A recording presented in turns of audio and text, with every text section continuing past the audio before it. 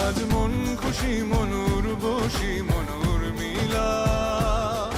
সম্প্রতি বিসিএস এ প্রশ্ন ফাঁস কাণ্ড talk of the country. BCS ও বিভিন্ন সরকারি নিয়োগ পরীক্ষায় একটি চক্র প্রশ্ন ফাঁস করে আসছে এমন সংবাদ প্রকাশের পর গ্রেপ্তার করা হয় পিএসসির কর্মকর্তা কর্মচারী সহ 17 জনকে। এবার গণমাধ্যমের শিরোনামে উঠে এলো এক চাঞ্চল্যকর তথ্য। প্রশ্ন ফাঁস কাণ্ডের সঙ্গে জড়িয়ে পড়েছে জনপ্রিয় অভিনেতা ও সঙ্গীত শিল্পী তাহসান খানের মায়ের নামও। আর এই প্রশ্ন ফাঁসের ঘটনায় সবচেয়ে আলোচিত ব্যক্তি আবেদ আলী। জানা যায় এই আবেদ আলী ছিলেন সঙ্গীত শিল্পী তাহসান খানের মা ডক্টর জিনাতুন্নেসা তাহমিদা বেগমের গাড়ি চালক। তাহমিদা বেগম যখন পিএসসি চেয়ারম্যান ছিলেন তখন তার ব্যক্তিগত গাড়ি চালক হিসেবে ছিলেন আবেদ আলী।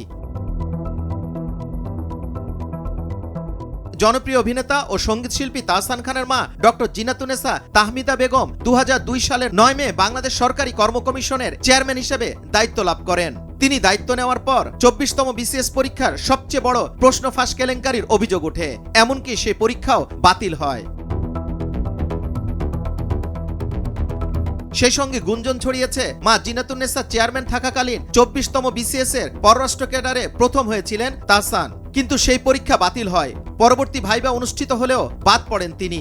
এরই মধ্যে সামাজিক যোগাযোগ মাধ্যমে ছড়িয়ে পড়েছে গুঞ্জনটি। সোশ্যাল মিডিয়ার হিউম্যান স্ক্যানার গ্রুপে উঠে এসেছে 24তম বিসিএস এর ভাইবায় তাহসান বাদ পড়ার বিষয়টি সত্য নয়। সেখানে বলা হয়েছে মূলত 2003 সালের 28 ফেব্রুয়ারি 24তম বিসিএস এর প্রিলিমিনারি পরীক্ষা অনুষ্ঠিত হয়। তবে প্রশ্ন ফাঁসের অভিযোগে 3 মার্চ পরীক্ষাটি বাতিল করে বাংলাদেশ সরকারি কর্ম কমিশন। পরবর্তী সময় পুনরায় 24তম বিসিএস এর প্রিলিমিনারি পরীক্ষা অনুষ্ঠিত হয় এবং লিখিত পরীক্ষা ও ভাইবার মাধ্যমে নিয়োগ কার্যক্রম শেষ হয়। অর্থাৎ যে বিসিএস এ তাহসান পররাষ্ট্র ক্যাডার হয়েছেন বলে দাবি করা হয়েছে সেটি প্রিলিমিনারি পরীক্ষার পর বাতিল হয়। তাই সে বিসিএস এ তাহসানের পররাষ্ট্র ক্যাডারে সুপারিশ পাওয়ার কোনো সুযোগই নেই। জানা গেছে প্রফেসর ডক্টর জিনাতুন্নেসা তাহমিদা বেগম ছিলেন দেশের অন্যতম প্রধান সাংবিধানিক প্রতিষ্ঠান পিএসসির নিয়োগপ্রাপ্ত 8ম চেয়ারম্যান। 2002 সালের 9 মে তিনি পিএসসি চেয়ারম্যান হিসেবে দায়িত্ব পালন করেন।